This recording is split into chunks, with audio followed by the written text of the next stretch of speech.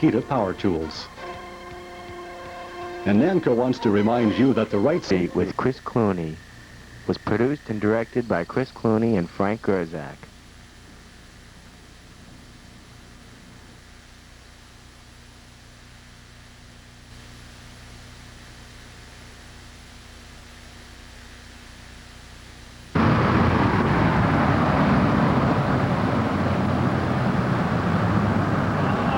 Last spring, Frank Gurczak and I started a new series here on Main Street. We started with the police station, and now we've moved right around the corner to the public library here in Amesbury. Let's go inside. I think you'll agree with me, there's more going on inside than just reading books. We are now inside the library, and we're going to be talking first of all to our tour guide for this afternoon, Mr. Richard Bodge, who is the librarian here. Thank you very much, Mr. Bodge, for letting us come in and interrupt what goes on here during the day. You're going to first give us a general idea about the building itself. You have some facts about the architecture and the history of the building. The architect of the building was George Swan, who lived in Beverly. And the construction was done by Frank E. Coburn and Company of Boston.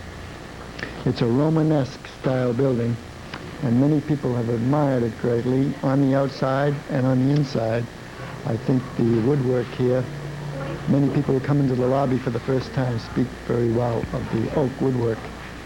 So we hate to do anything, that would spoil the inner or outer areas. The room we're now standing in is basically the non-fiction room for newer non-fiction, about 2 years old and up. And also, people will come in here to sit because there's an overflow from the other side of the building, and we'll do some reference work here. This room also has a copy machine. I understand that's a very popular item here in the library. It's the most popular. I think there are people who come in who probably never read a book, but they go to the copy machine, and so it's very widely used. Once in a while, we catch them, say they come into, and they see a book they might like, so we catch them that way.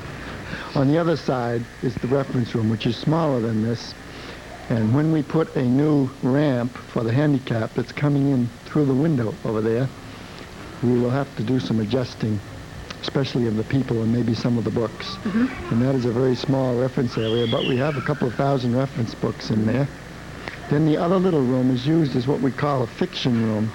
It has fiction for about 2 years back, the more recent fiction, and we have a rather large collection of paperbacks in there, which many people... I understand that's a fairly new idea in libraries.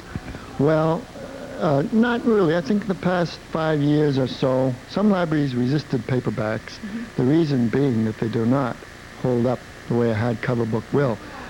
They're dispensable. You get a year out of a paperback or more, you feel fortunate, you go out and buy another one. Especially during the summer when people like to take them to the beach. And all those romances that not only the very young teenagers like to read, but also some of the older people, you get a lot of those in paperbacks. And they are dispensable because they don't hold up. But we don't have to spend a great deal of money on them. There are other places in the library. There's a place out back, and there's an upstairs and a downstairs. Tell us what we could find there. In back of the desk is the fiction area, stack area. These stacks are now open to the public. Many years ago, they were closed to the public. The reason being that perhaps they didn't want to have any books disappear, or they might have got out of place, which they do all the time, and we have to keep them in order. But now, most libraries have open stacks. And this is the fiction area, which is not in that room, the older fiction. Right. And then upstairs, on the upper level of that side of the building, are some of the older non-fiction, and the rest of the older non-fiction is downstairs. And if you wish, we may go see all these areas. We have 100,000 books all told. The children's room is on this side as you come in the door and go up the stairs, and they have about a third of that collection up there. We want to talk about some things that we can find in this library other than books. And when we were here before, you discussed some things that are sort of new to libraries. Yes, we now are getting talking books, which many libraries have started to put into their collection. And we have, I think, about a little over 50 now, We're just starting, but they've already been very popular. We're trying to get a mixture of some classics, some modern books, and different types, so that it'll appeal to different people. There are some which educate on music, classical music, and illustrations and so forth. So we're trying to get a blend of them, and we think they're going to go well. We haven't up till just very recently tried this. We have had some records and some other tapes which we bought with a federal grant some years ago, primarily for service to the elderly.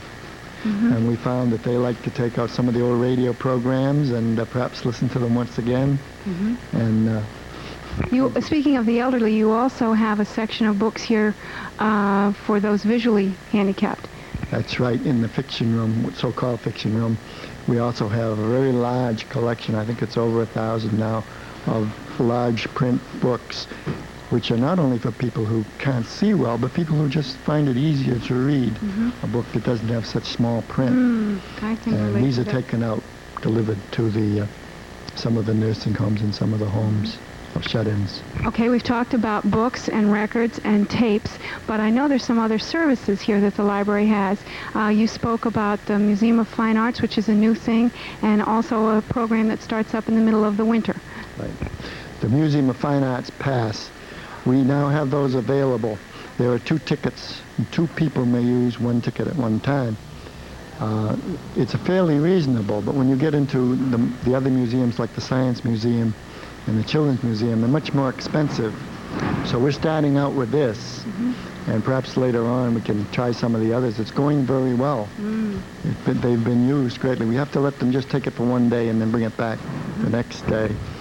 We have tried quite a number of programs for adults here. We have to have them on an evening usually when the library isn't open. And we have them in this room. We set up the furniture. We had a book discussion group last year, and it went over very well.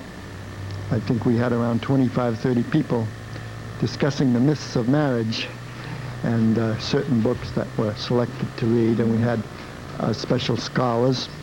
And we received a grant for this, and we're hoping to do the same next winter, and from January through April have another series, a similar series. So we have been doing this. We also have had some talks by people like Margaret Rice, who is a well-known local historian of the area, who also works part-time here. She's also a genealogy specialist. I haven't mentioned the genealogy area, but we have one of those. And she gave a very nice talk on the carriage industry and on the history of Amesbury. So this sort of thing we try to do from time to time. I think these are some of the things that people perhaps don't think of when they come into the library. Well, it's mostly just books. Right? Right now, we'd like to go over to the main desk and meet some of the other staff members here in the library. Look where I am now. We're behind the front desk here in the Amesbury Library, and the first person on deck to talk to us is Betty Goodwin. Thank you, Betty, for holding up your lunch hour to join us. One of the areas that Betty is in charge of here in the library is the display case. And Betty, tell us a little bit about what is in there now, and perhaps you can tell us some of the things that have been in there. Right now we have a display in there of Amesbury postcards. They are loaned to us by Gertrude McGraw, and most of them are pictures of old Amesbury. In the past, I have had carriage displays. I've had old quilts. I've had old dishes. I've had different collections from people in the town. And these are mostly on loan from other people in the town. They bring them in here and you organize them into a display? Yes, I do. Sometimes I have to go out hunting, but most of the time people have volunteered to bring their collections in, and I usually have a list that I can fall back on if I need to. And how often is this display changed? Once a month. We've talked about the special thing that you do here, but there's the everyday work of being a librarian, and you had mentioned earlier that there is one pet peeve that you have about being a librarian, and it has to do with the people and the books. What's that? That is people not bringing their books back on time. One of my jobs is to write up what we call the overdues every day. And when a book is 2 weeks overdue, we have to check the library out to see that the book is not back on the shelf, and then I have to take this little blue slip, write up the book title and author, and then I have to get out our registration book and look up the number that's on this card and see who's the person that has this book out, and then we have to call this person up. So no one realizes the time that this takes us, and then after 2 weeks we call them up in a month, and then it goes to a written bill later on. So it's really time consuming. You're not working on any special kind of punishment for something overdue more than a month, are you? Or are you cooking something up that people should know about? No. You're not going to hang them by their thumbs? No. The other thing that I wanted to ask Betty about, we had learned when we were here last that there is a new registration sign-up for new library cards. Tell us about that project. Okay, we are re-registering everyone in the near future. The state is going to reimburse us for each out-of-town borrower, and this is one of the ways that we can get in hold of those people. And also we have a drawer full of cards that people have moved out of town and we're not aware of them, and so this is a good way for us to do this. And I think it's really very interesting to note that we have registered over 1,000 people in a month. That sounds like a good average. I think it's amazing. Before Betty goes to lunch, we're going to ask her one more thing, and then she can go eat. As we came in the door, we noticed the display table right in the main lobby. Tell us about that. Okay. Every week I change the books on the table. Sometimes I tie them in with the display that's in the case. Right now I have all of the books on Amesbury. I also try to do the sport of the season, or in the summer I do barbecues, and in the fall I do canning, and then Thanksgiving, Christmas, and whatever. So each week I do change those books. This is a very busy person right here. She has a lot of things that she's responsible for, and we're going to let her go to lunch now. Thank you very much, Betty, for letting us interrupt your day. Back here in the corner, working at the typewriter, we found another librarian, an assistant librarian, or just a plain and Judy Mullet is here and has a very special function that she performs here for the Amesbury Library. Tell us about that. I take books to the elderly and people that can't get to the library and into the nursing homes. And when do you usually go out on your tour? Every Thursday. Every Thursday. And what specific places do you go to? I go to Eastwood, North Eastwood, Heritage, Parkside, and to one ladies' home. Is there any particular kind of book that the people you take to tend to like over others? Is there a trend, or is there a variety? No, they like all kinds of books. You'd be surprised, but large print. One of the things that Mr. Bodge had mentioned to us earlier when we were here, that this spring, when the problem with Heritage Towers arose or was publicized, there was a change that you noticed. The people were very upset. I went there the day after the meeting, and a lot of the people just didn't even want books, and they were just, it was like they were in a turmoil. They all felt that they had moved there and would be there for the rest of their lives, and they were being uprooted from their homes, and it was very unfair. And some of them just didn't even want to read anymore until I yelled at them and told them not to be ridiculous. Good for you. And now they are I guess they've more or less tried to pacify them in the way that they're trying to do the work without uprooting them. Hopefully that will happen. But it even affected the service that you perform for them, in that their reading habits had changed or dropped off slightly while this was in the works. It was very depressing. I came back that day and I was very depressed. I felt very badly. Are there any other special problems or considerations that you have to take into account when you go out on your treks? No, just try to be cheerful, and that's it. So you're more than just a person who deals with books. You also have to consider the people that you are working with and for. We want to thank Judy for allowing us to chat with her about the job that she performs, we have another librarian that we will be speaking with, and that is Pat Butler. We have now tracked down the assistant librarian in her area, one of the areas that she is most familiar with. Pat Butler is going to tell us about the vault, what's in it, why it's needed, and what the future is for the vault. All right, the vault as it stands now is nothing more than a closet. It's buggy, it's very humid, it has a window to the outside, which is not good.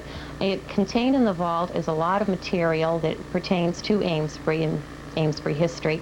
There are maps, there are documents, there are books, there are original collections of scrapbooks that have been put together by various people. The vault measures about 10 by 6 feet at this point, and we are now in the process of, well, we're waiting for a new vault, which is in manufacturing in Andover, and that will be 13 square feet, which is a lot bigger than what we're used to. It will also be climate controlled, and it will be accessible not to the public, but with a librarian. It will be accessible, and we'll get the materials out. We hope that the vault, once we get everything in, it will be large enough for a work area for one person. You had mentioned earlier that when you took over this part of it, that the material in here is cataloged, but you had to do other things for it. Yes, I did. What I had to do was take the material that was in here that was just in regular cardboard boxes, which have a lot of chemicals in them which aren't good to preserve documents, and change that to acid-free materials, cardboard boxes, Mylar slipcases and envelopes and things like that, and that I did. I spent most of the summer, last summer, doing that, and also reorganizing the photograph collection.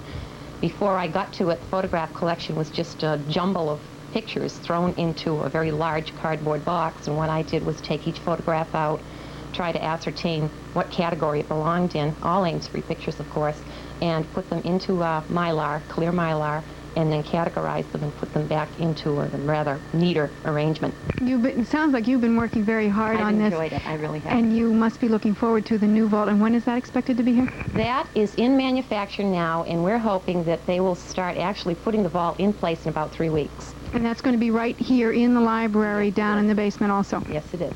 And if you need anything from the vault or want to see what's in it, what's the procedure? Procedure is to come to the desk and just talk to whoever is at the desk, tell them what you'd like to see, and we'll be happy to help you out. You'll either come down to the vault and be able to, if we have a desk in that area, work down there, or we'll get the things out of the vault and bring them to you.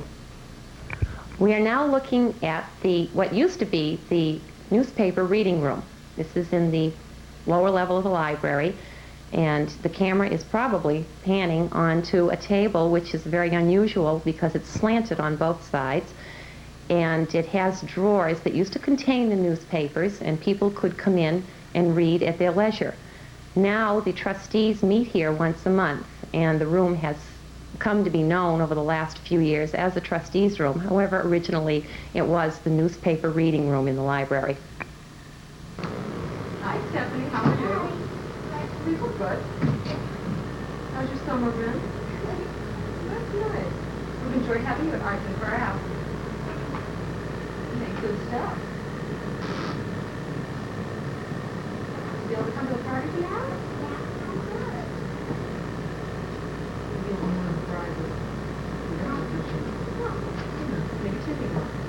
Okay, there you go, dear. Feel done. Hi. Hello, I'm Eileen Godfrey, and I'm the children's librarian here at the Amesbury Public Library, and I'd like to introduce you to some of the staff that are here today. On the far right is Lauren Benson, who's working with us here during the summer. Lauren is a student at Salem State College, going to be a teacher, and she's been a great help to us all summer. This is Debbie Santucci, who's our Arts and Crafts Coordinator. I'd like to mention two of our staff members that aren't here today. Jackie Moen is a well-known Amesbury resident. Jackie does the story time here at the library, tells the stories to the children, and does many other things also, but that's her main function. She's really good at that. Jackie's an avid gardener and a singer at the Apollo Consortium. And one of our newer staff members is Mrs. Carrie Landers, and she just started working a few months ago, but she, I'm sure, is going to be a promising addition to the staff. I'd like to tell you a little bit about the children's room here at the library. This is the pamphlet that new borrowers receive when they decide to take out a card. It's called the Bare Facts about your new library card, and it tells simply the things that your Amesbury library card entitles you to do. I'm just going to mention a few things. As I say, everyone will get one of these if you join the library. But basically, how to get a card, how your books are renewed, what happens if your books are overdue, what are the fines. So just the simple things so that people will know pretty much what to expect, and the limits on books, and our telephone number, and the various things that people ask us about. We have quite a few different programs here at the library, and most of them are pretty well attended. One of the most popular, and has been for many years, is our Summer Reading Club. Every year, the Summer Reading Club endeavors to get the children of Amesbury to read when there is no school time, something that is not always easy to do. It's been a big success, and this year is the biggest, I think, success so far. We have 250 children that have each read their 10 books, which is what you have to read to be admitted to our party. The party this year is going to be held at the Town Hall Auditorium. The Amesbury Children's Theater is doing the entertainment. They're dramatizing some fairy tales and folk tales, and they also have hired a storyteller to participate with the children, so we know it's going to be really good. And we draw for prizes each year. There's always 3 prizes in each division. The divisions are preschool, 1 to 3, 1st to 3rd grade, and 4th to 8th grade. And we also have door prizes this year for the children that are able to attend the party. And we're able to get quite a few door prizes this year, so a lot of children should walk away with a little prize, which is what we really like. Usually we can expect about 200 children at the party, and it's a really good time. The kids just have a great time, and so do the parents. It's a lot of fun, and it's a nice reward for a summer well spent. Anyone that's read their 10 books deserves to celebrate a little bit. And then when they go back to school, they're, I think, ready to begin again. They haven't lost the skills that they acquired during the school year, and sometimes they've acquired some new skills. So we really feel that the Summer Reading Club is a very worthwhile program. Hi, I'm Debbie Santucci. I'm going to tell you about some of our other programs besides the Summer Reading Club. Starting September 16th, we begin our fall program of story time for preschoolers. On Tuesday mornings at 11 o'clock, we have story time for 2- and 3-year-olds. It's called Rainbow Time, and we have short stories and crafts tailored to children of that age. On Thursday mornings at 11 o'clock, we have a story time for 4- and 5-year-olds called Magic Carpet Club. The stories are a little longer, and the kids try some harder things. They use scissors and other things that the really little ones can't use. There's a sign-up required for these activities. We will start the sign-ups at the beginning of September, and we take a maximum of 25 children per session, first come, first served basis. Besides the stories and the crafts, during each session there's a party. During the fall session we have a Halloween party, and the winter session we have a Christmas party. We usually have a visit from Santa, which is nice for the kids, and in the spring we have an Easter party, and the little kids really like it. Well, this is going on in our room back here. In the other room for the mothers and fathers who bring their children to story time, we have coffee, and we have a coupon exchange, and we have information that's of interest to parents. We call this PI, Parent Information Exchange. This is a new program this fall, and we hope that a lot of parents will participate. Also, for older children, we have arts and crafts. During the summer, we have an arts and crafts every other week on Thursday afternoons at 2 o'clock. The last one being the week before school starts. During the fall and winter, we also have arts and crafts, usually tied into holidays. We'll have a Halloween craft and a Christmas craft and an Easter craft and a Valentine. And those also require a sign-up. And that's for school-age children only. And during February vacation, one of our most popular events, we have a film festival. That's for all ages, and there's no sign-up required. We have a different film every day, and we have free popcorn. One of the things that was not mentioned previously is the distinctive artwork that really makes the children's room a special place. Before Debbie Santucci worked here, this was a real grim spot. The walls at some point I think were pale yellow, but they were buff and they were very sad looking. And we wanted to have some signs to show the children where they could find the books, because it's so much easier for them. The easier we make it for them to find the books, the easier they do find them. And instead of putting things on the walls, which are stucco, Debbie decided to paint the walls. And I think you can see the results here. They're really super. It's brightened the place up enormously, and it makes things so much easier to find that many children don't even ask where things are. They can find them right away themselves. And Debbie's a really gifted artist. She's done a lot of work in people's homes doing things like this, and lithographs and all sorts of graphic type art. And I think we're very lucky to have her as our arts and crafts coordinator. In this room, you can see this is our 7th and 8th grade section. It's it's a pretty busy room during the school year, especially because so many of the children have projects to do. Right behind me is the reference area where we have our encyclopedias and all the various reference books, the almanacs, the science encyclopedia, all the things that the children need. And they have, in many cases, it's duplicates of things downstairs, encyclopedias as such, but we have them tailored, more to the younger children. Even the 4th to 6th and 7th and 8th grade children sometimes want something a little simpler, that isn't as long, isn't as complicated, something that will work out. We also have the science fiction area, which is really popular, especially among our boys from, let's say, 4th grade up. There's the series, like the Tom Swift, that many of the gentlemen may remember when they were young. They've been updated. And other, really popular items. And we have the 7th and 8th grade fiction, which is just a generalized lumping, I guess, of books that are popular for children that age. And one of our really popular sections, which is right next to that, is the fantasies. That's a new section that we created when we did a little construction up here and built a bathroom. And we put all the fantasies together at that time, since the place was a mess anyway. And the fantasies are like the Roald Dahl books, E.B. White, Charlotte's Web, things like that that are really popular with many, many parents. The Oz books, the L. Frank Baum's. At one point, the children's library up here was a museum. There were many animals in glass cases, and I guess it was really quite exciting for the people that would come up and see it. Now those animals are housed at the Bartlett Museum, but even now, many years later, we'll have people come up and ask us what happened to the animals and how did the children get up here.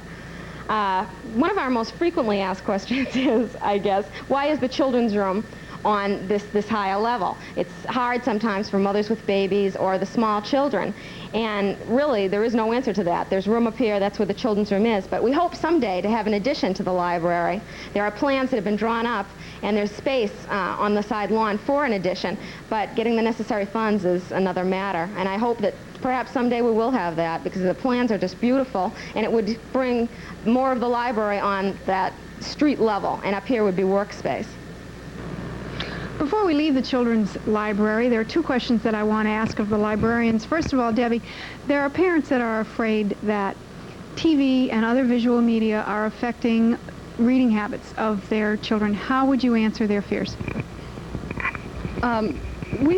We feel, I guess we see mostly the kids that read a lot anyway, but we find that if we go along with the TV thing, as we've done with our reading club this year, books, here's Gandhi, and this table is all that type of books that are TV shows or movies that are also books, and we find that we can work the kids into reading the books because they've seen it on TV, and we think it's a good combination. I found with my own children, I have a daughter 14 and a son 12, that they both watch a lot of TV, but they do real well in school. My daughter was in the National Honor Society, so it hasn't affected them at all. And I think that kids can read books and watch TV and have no problems at all. So there is no problem as far as she sees it, and I tend to agree with you. And I have a question for Eileen. I understand that you used to work downstairs. Yes, I did. And being downstairs in the library working with grown-ups is different than being upstairs working with the kids. It really is. I want you to tell us, first of all, about the difference, and then if there's anything that you think that Amesbury children should know about the library, anything you'd like to leave as a parting word before we leave. Okay. I think maybe one of the main differences, this sounds very simple, but it is the difference between children and adults. Children don't like to wait. They're not patient. They want your attention. And once you're used to that, it's fine, but at first, it's unnerving. It really is. I'm not married, and I don't have any children, and at first, it stunned me. The vast majority of adults that you see downstairs are pretty much heavy readers. They're regulars. They come in all the time. And there's a lot of truth to that here in the children's room. We get to know the heavy readers that come in, too. And we see an awful, I think, more of a cross-section of people, teachers come in with their class, and you see sometimes some children that never come to the library with their parents, and that really is quite nice, because if they come and they get a card, they can become very good borrowers, and it really is terrific, because I guess it just goes to show it's best if your parents take you to the library or introduce you to reading. But if they don't, they can learn to come to the library on their own and become good borrowers too, and enjoy it a lot, I think. And I guess the parting word I'd like to leave from, I think, all the staff here is that we want the children to come to the library. The more they come, the happier we are. And there are things here for everybody. There's things to interest every child. And if they come, they'll find that out. And usually once they come once, we've got them for life. Mr. Bodge is back with us now, and before we let him get back to work, we had some questions that we wanted to ask him. The first question is, who runs the library? There is a chain of command. Yes, that's right. The librarian, the director of the library, is myself. However, there is a board of trustees of 9 trustees, and they do have jurisdiction over me in a way when it comes to a question of important policies and things of that sort. So I don't have a complete free hand to do as I like. So there is that. There also is the town manager, who is in charge of all personnel for the town. So you could say that I'm really under both the town manager and the board of trustees. Other than that, I can run the place as I please. Good. That leads me to my next question. This is a question you said you were asked frequently. How do you decide, of all the books that are published, which ones you're going to buy for the library? Well, we're fortunate that we have different sources for reviews of books, and some of which are 2 months ahead before the book is published, so that I am able to determine from their reviews what's going to be a bestseller and what isn't. At least I can guess at it, and what are the good books and which ones we want to buy. So I do use book reviews quite a bit, of course the New York Times and standard reviews like that, but Virginia Kirkus is a service in particular that comes out in advance, so I use that a lot. But I also use requests a great deal, because I feel that the library does belong to the people. The people are paying the taxes to support it, and they have some say into what books they'd like to see put in the library. I try not to buy a book that I think maybe wouldn't be read by only one person, perhaps too special. Then we might refer them to our interlibrary loan and try to borrow it from another. Oh, I'm glad you mentioned that. Yeah. Because there are books which we perhaps wouldn't have. They might be a little too technical, a little too expensive, a little too specialized. Then we try to borrow them, if we may, from the regional system, which has its center here in Andover. Mm-hmm. And usually we can get a book, perhaps not right away, but after a while. So I try to get not only popular books, but other type of books, but I do rely considerably on what people ask for, and if it is a book which I think belongs in the library and a person asks for it, I'll buy it.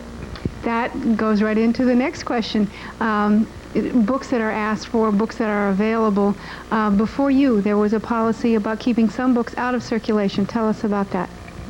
Yes, that's right. I came 10 years ago, and I inherited in my office 3 or 4 shelves of books that were put there and marked with a Z. This meant that these books were to be screened from the readers, especially from young readers, children and so forth, that might possibly get at them. And this policy was also, there were some books that with pictures in them that might be torn out. So part of it was protection for the book and not being stolen or damaged, and the other part was for keeping books that they felt maybe shouldn't be on the open shelves. But as you know, times have changed a great deal, so that is long gone now, and all the books that are purchased now that are not reference or genealogy or something of that nature, all the books that generally circulate are out on the open shelves, and they're not screened in any way so that anyone may borrow any book. Okay, we're going to leave the controversial subjects now and go to something that's much safer. When we were here last, you talked about some proposed changes and additions that might be in the works for the Amesbury Public Library. Can you tell us about those? Pending immediately, we hope within the next month that a ramp will be constructed to your left there. This room will be, that window will be taken apart and a doorway put in there, and there will be a ramp for the handicapped and for people who just don't want to climb those long front steps. When these old buildings were built, there was no legal provision that they had to provide these things. Now, with the help of a state grant, we hope to get this in very soon. In addition to that, I might just mention this bill that is now in the legislature, which would provide $35 million for construction in libraries. And when that does pass, we hope it will in the fall, we'll be trying to get some money. Because back in 1978, some people will remember well, we applied for a grant. This was a government grant, not a state grant. It was under the Public Works program. And it was a large sum of money. And some libraries did receive some, but there was a long list. And by the time they got to us, we just didn't get the money. So the plans are still available, but we were unable to obtain the funds at that time. So perhaps this new bill could help us in this direction. This is a drawing of the proposed outside of the Amesbury Public Library with the new semicircular addition on the building. This was designed by Anderson, Notter, Feingold Associates. Morris Feingold was the principal architect that we worked with on this. This gives you a picture of a few people going towards the entrance. This would be the children's library, the new wing. There would be a children's library, and the bricks would match the bricks on the main building. And then there would be some remodeling done inside the main building to provide a little more space. This was the proposed plan of 1978, and we still have all the drawings. You had mentioned the cost difference? Yes, the cost of this whole thing, including the inside, the outside, an elevator inside to bring people up the stairs, and a ramp, which we perhaps wouldn't need now because we're going to have a ramp here. This whole thing coming all together would have been $496,000. Whereas today we're told it would cost $1,300,000 to do the same building, and this does not include the furnishings, which you have to add another 15% for stacks, furniture, things of that nature. This is the inside, proposed inside of the children's library addition, which would have the whole children's room would have been moved from the upstairs here into this addition, semicircular addition. This shows the inside with the desk, and it's a conception of the artist, the architect, to show what it would be like inside, done in color, to give us a good idea of the how different it would be, how modern. I want to get back to your personal philosophy on the way the library should be used. When we were here last, you were speaking about ways that, for instance, one of the things that you mentioned was that your role as librarian, you don't see it as the stereotypical one. Well, I hope not. Over the years, I've tried to provide what the people want as much as I can, and also what I think they should have. That is a little bit of a problem sometimes. In this library, you don't have to be quiet when you walk in the door. I've noticed that. Well, it's very difficult because of the nature of the library. There are people coming in all the time through the front door, and they're talking, and it's a friendly, I think it's a friendly library. And so it is difficult sometimes to keep the noise down. We try, especially when students are in here studying, we try to keep them toned down. But it isn't absolutely hush-hush. And it may have been in the old days, but it's very hard to do that anyway in a library of this sort. And we like it to be friendly. We don't like it to be forbidding, so that people will be afraid to come in. So many times that is the typical image. Don't go in the library. You just have to be absolutely quiet when it's there. You had mentioned before that a library should be not just educational. Right. A library should have educational materials. It should have books that don't circulate too well, but still they should be in the collection for the future, for the present and for the future. But at the same time, if a library doesn't provide the recreational reading that people want, whether it's paperbacks, they're not great literature by any means. And if a librarian, I can say this, if a librarian just bought great literature, he'd be out of business very shortly. Not that people don't read great literature, but the great number of our circulation, a lot of it is fiction, and a lot of it is not substantial literature type fiction. It's ordinary, I'll say ordinary, bestseller type. And of course, you might expect it. It's the same thing that's in the stores a lot. and sells easily. And the people would rather not spend the money on it. They'd love to be able to get it at the library. And insofar as I can, I try to obtain these books for them.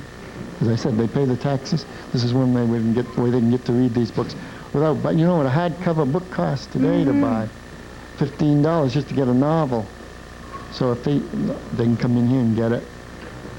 So this is not just for education, this is a place of recreation too. I feel it is, yes. Some people may disagree with me, but... This library in particular, we're not talking about libraries in general now. How do you feel this library is used?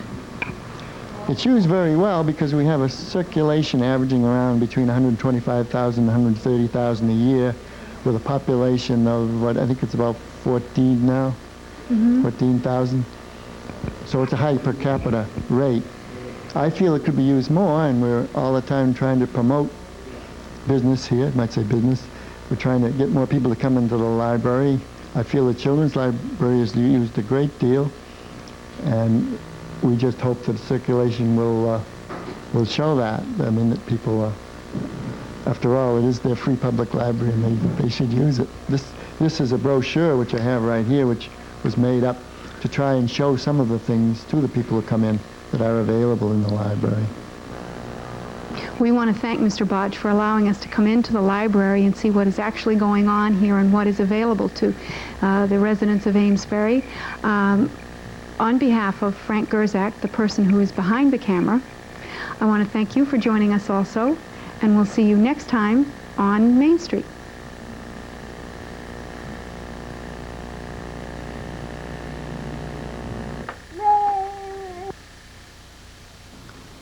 Produced and directed by Chris Cluney and Frank Gurczak in association with New England Cablevision.